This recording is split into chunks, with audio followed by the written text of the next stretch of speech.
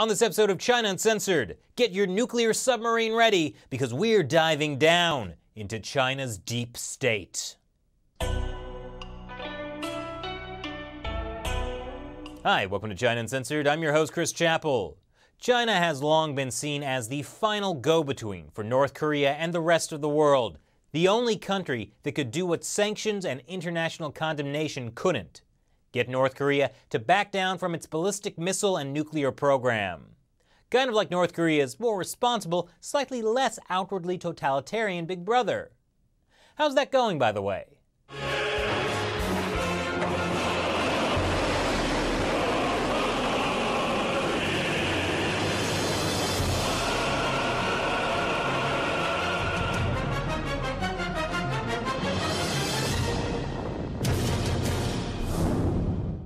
Yeah, okay, that seems to be going pretty well. Unfortunately for China, the United States, and the rest of the world, North Korea is hitting its difficult teenage years and going full-on rebel without a cause. But instead of this, "You're tearing me apart!" it's coming off more like this. "You are tearing me apart, Lisa!" So has the Chinese regime really lost all sway over its communist little brother? If North Korea carries out its 6th nuclear test, would it, as my favorite state-run media, the Global Times, says, take relations beyond the point of no return? And let me just say, if the hawkish Global Times, the ones who've said that China's nuclear capability should be so strong that no country would dare launch a military showdown with China under any circumstance, is arguing restraint, you know things are bad.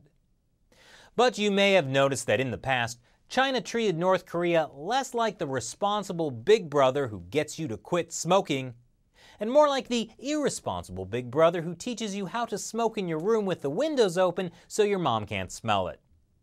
China did things like supply 80% of North Korea's imports, and the Chinese Communist Party turned a blind eye to Chinese companies that violated UN sanctions by supplying North Korea with, for example, nuclear bomb materials. So what's different now? Has North Korea just gotten so extreme with all their nuclear talk that they're even freaking out the Chinese regime? Bro, I told you could smoke a couple of cigarettes with the windows open, not light the whole house on fire. Well, it's complicated, and it all ties back to China's very own deep state. Loyal viewers of the show will remember me talking once or twice about the life or death fight between former Chinese leader and toad-in-the-hole Jiang Zemin and current leader Xi Jinping. But North Korea used to be much friendlier when China was controlled by Xi's political rivals, a faction tied to former Chinese leader Jiang Zemin. Jiang Zemin and former North Korean God Emperor Kim Jong-il were close. Really close. Uncomfortably close. I guess they really took Mao's quote about being as close as lips and teeth to heart. By the way, I fully expect this photo to inspire some totalitarian leader relationship fan fiction, because the internet.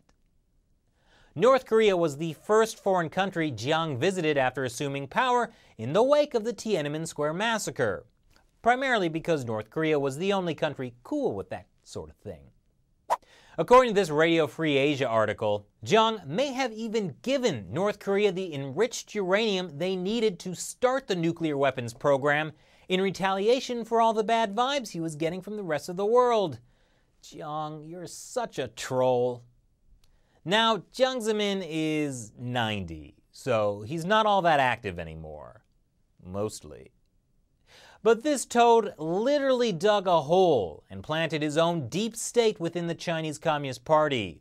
Loyal followers who carried out his plans even when he was out of power.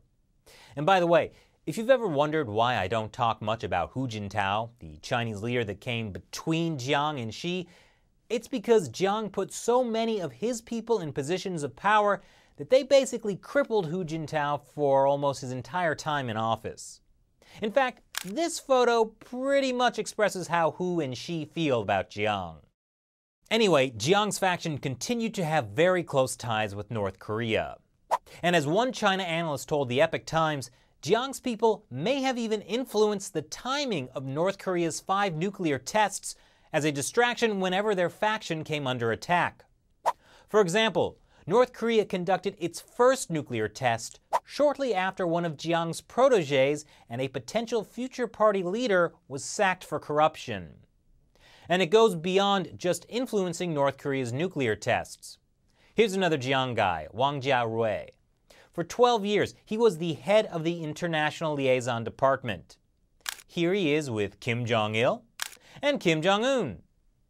He's the guy who allowed all that trade between China and North Korea, including those nuclear bomb materials. Then there's Zhou Yangkang, known to his friends as Sunshine, and one of the highest-ranking members of Jiang's clique brought down in Xi Jinping's anti-corruption campaign. Before he got purged like the aftermath of a 4th of July hot dog eating contest, he was the head of the Communist Party's internal security apparatus and one of the biggest supporters of the Kim dynasty. Why, he was even there when Kim Jong-il let his son Kim Jong-un out as the heir apparent. Hey kid, say hello to your Uncle Joe!